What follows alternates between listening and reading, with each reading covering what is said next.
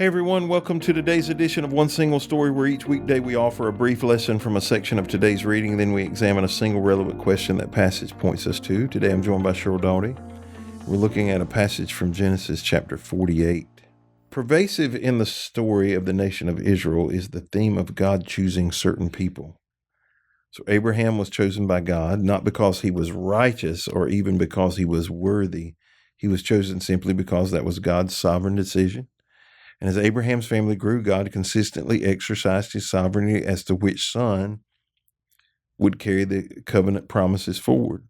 Remember that social convention and Jewish custom indicated that the eldest son should always receive the birthright, which means twice as much inheritance, and the blessing, which is the chief authority in the family in the father's absence, so that they may continue the father's legacy and so that they may care for the family when the father had died. Although Ishmael was the firstborn of Abraham by way of Sarah's handmaid, Hagar, God chose Isaac as the heir through which his covenant with Abraham would be fulfilled. When Isaac had twin sons, Esau was born before Jacob, yet God chose Jacob to move the Abraham covenant forward. Jacob took the birthright and the blessing through trickery and deceit, yet it was clear he was God's choice. Jacob's family also experienced sovereign selection. Jacob loved Rachel, yet was tricked into marrying Leah first. And technically, Reuben is Jacob's firstborn son and is in line for the blessing. But Joseph is the firstborn son of Rachel.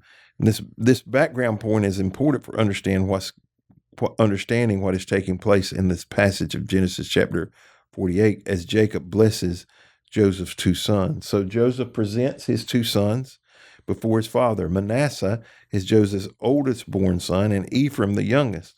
Joseph intentionally places Manasseh at Jacob's right hand and Ephraim on his left as Jacob prepares to bless his grandsons. But Jacob crosses his arms and places his right hand on Ephraim's head and his left hand on Manasseh's head and pronounces a blessing. Jacob's blessing accomplished several things. First, since Ephraim and Manasseh were born in Egypt, it was important that they be legitimized as heirs of the Abrahamic covenant through Jacob. Jacob's blessing would quell any objections that might come in the future as their descendants inherited land in the land of promise. Jacob's blessing also elevated Ephraim and Manasseh to equal positions with Jacob's other children. In effect, Jacob moved them from grandsons to sons who could rightfully claim the family inheritance.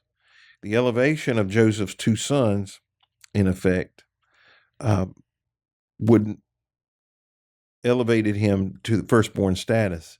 Joseph would necessarily receive two portions of inheritance in order to pass on to Ephraim and Manasseh. This would make his portion of inheritance greater than that of Reuben. Jacob's favor for Rachel, who had died giving birth to Benjamin, is certainly expressed in this action.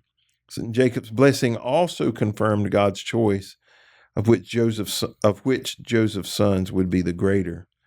This would later be demonstrated in the portion of land of Canaan that was given to the tribes of Ephraim and Manasseh. These tribes ended up as two of the most significant clans. Manasseh had the biggest territory, and Ephraim occupied the most central position in Canaan. Ephraim was thus politically more important than Manasseh, and it gave the northern kingdom its distinctive name. So God's choice, what we need to understand, is not based on merit, but sovereign wisdom.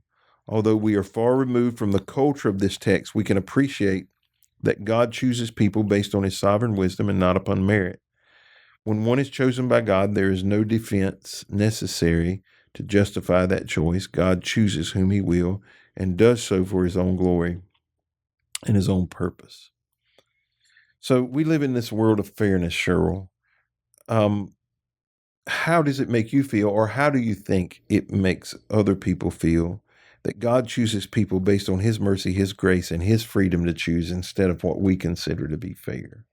I think that we think we want what's fair, but according to what the Bible tells us, if we were actually receiving what was fair, we would be dying because of the penalty that would happen as a result of us living sinful lives. So I don't really think that we actually want what would be fair Right. for us. And then I also think that, like, how do you earn the favor or love of God? I don't think you can. I don't know that I believe that that is possible. And I do believe that it isn't always about, I don't think that it's always based on fairness or on what our abilities are so much as our willingness to submit to Him, our willingness to do what it is that He's calling us to do in our life, despite the circumstances or how fair we think it is. And everybody has a different idea of fair Right. anyway, given a set of circumstances.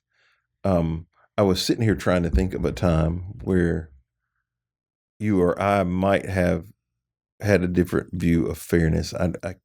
Right now it's not coming to me, but I know I've sat in enough rooms, staff, elders, other leaders, Mm-hmm. where somebody's idea of fairness and my idea of fairness may not have matched, right? And so it's really hard for us to judge fair in those moments. What do you? I'm thinking about something that played out every day on this video that we would watch at kids camp this year. And the first example was that they had these 3 kids coming in. All the kids' names were Dylan, some girls, some boys. And they would have these competitions where they did the exact same thing. And the last kid, whose name was Dylan, so one of the examples was shooting a basketball. Let's see who can make it in the hoop. You get a prize.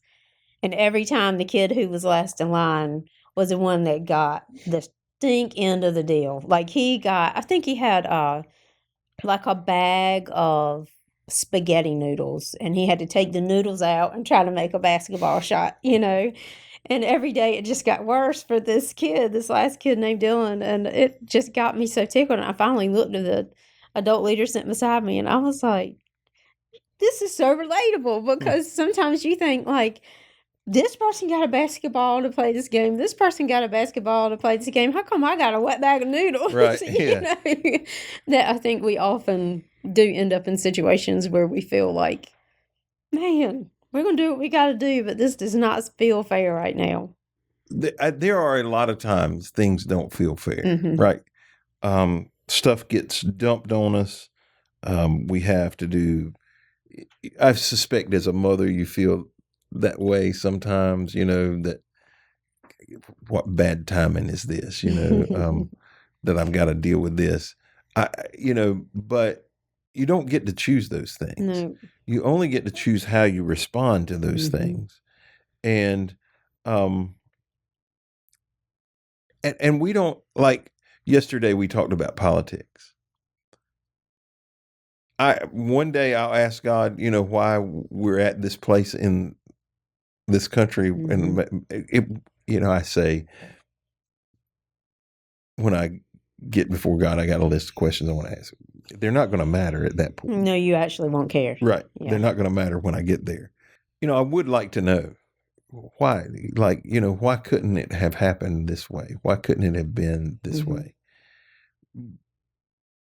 But I know God chooses people, and I don't always understand why, So if God chooses a person for a particular role or task, their success will be determined by God's choice, not necessarily by their own perfection or their own skill or their own ability, even though skill and ability play a role in it, right? Yeah, they do. You can't remove that. Have you ever seen God choose someone and go, God, what are you thinking?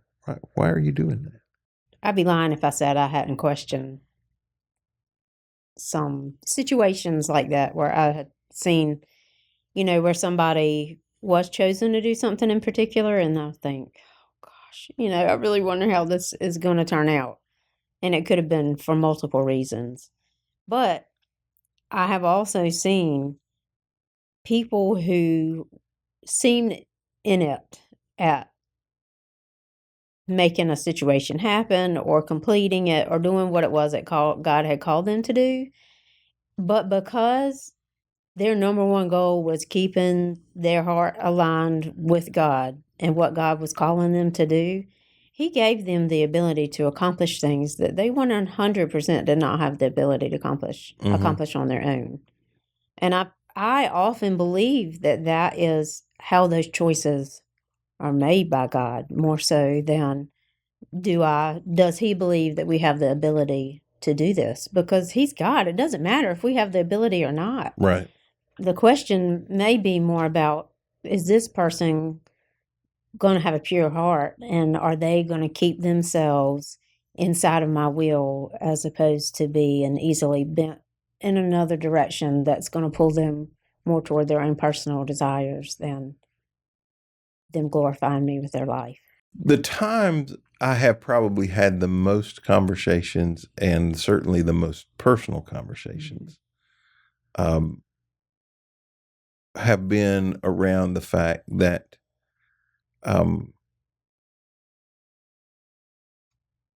there are people who have been through similar circumstances as I have. Divorce and remarriage, been a pastor, not a pastor again. And their lives don't look anything like mine. Sometimes it is. I know people who've been divorced and remarried, never returned to ministry. Sometimes it was a personal choice. Other times it was just they could not find the right opportunity. And the conversations I've had and the questions why I've had one person ask me this straightforwardly, why do I think I deserve it? And the answer to that is I don't. I don't think I deserve it. I don't always understand it. I would be the first to say,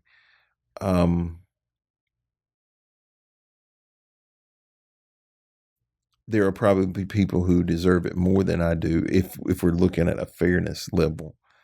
Some of it, I believe, does have to do with gifts, talents, abilities, but more personality, right? Because you have to be willing to say, okay, I'm going to take whatever comes my way, and there are going to be people who are opposed to this opportunity. That, of course, I know some people, if you ask them directly, why do you think you deserve this? They would just wither. Like, their personality would be such that they would wither away because they don't want anybody questioning them or second guessing them.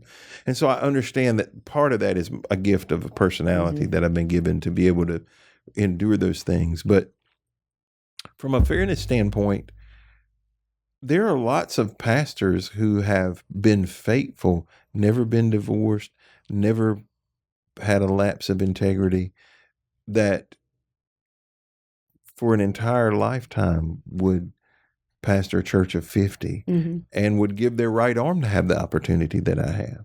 And I can't explain it. I don't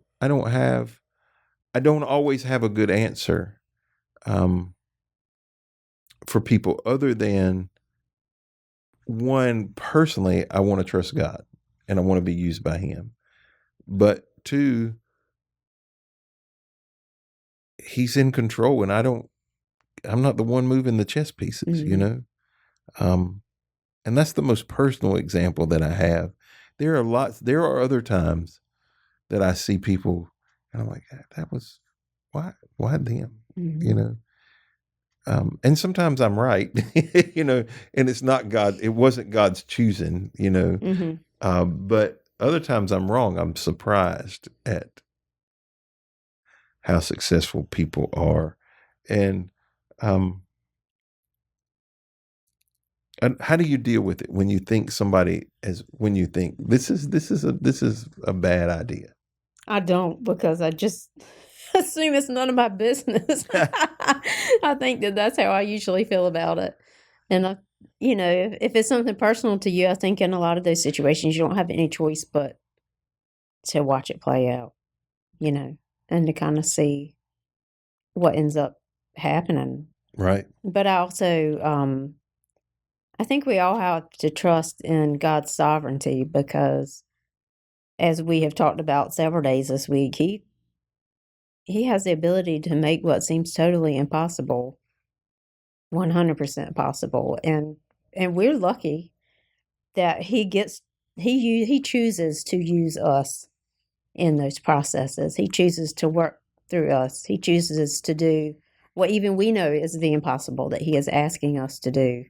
He chooses to make it possible because he gives us the opportunity and the ability to do it. I would agree with that. That's a very humbling place to be. It is. I've heard you say, I don't think you ever started out to be a children's pastor or family pastor.